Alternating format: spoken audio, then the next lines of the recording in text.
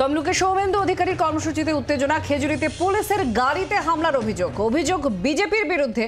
পুলিশি অত্যাচারের অভিযোগে বিজেপির বিক্ষোভে পুলিশের গাড়িতে হামলার অভিযোগ।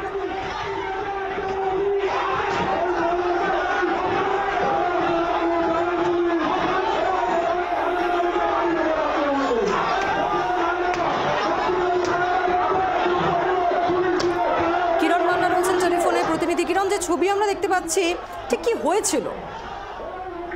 দেখো, আজকে বিজেপির একটি প্রচার ছিল, অনুষ্ঠান ছিল, প্রচার সভা ছিল। সেখানে সৌমেন্দু অধিকারী ছিলেন প্রার্থী।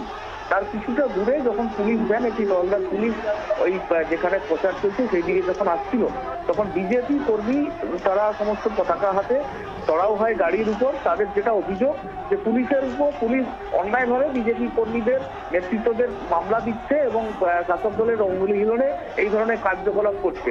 এইসব ঘটনাকে তুলে ধরে তারা চড়াও হয় গাড়ির উপর এবং গাড়ি ভাঙচুর চালায়, মারধর চালায় কয়েকজন পুলিশ কর্মীকে। আহত হয়েছেন কয়েকজন পুলিশ কর্মী। এবং বিজেপির তরফে এই ধরনের পতাকা হাতে যেভাবে হামলার ঘটনা, এটা নিন্দা জানিয়েছে তৃণমূল কংগ্রেস। এবং বিজেপির তরফে বলা হচ্ছে এই ধরনের ঘটনা বাঞ্ছনীয় নয়, তবে তারা করেছে এর মধ্যে কোনো দুষ্কৃতি লেলিয়ে দিয়েছিল কিনা সে সবটাই তদন্তের বিষয়। এই ঘটনা কেন্দ্র করে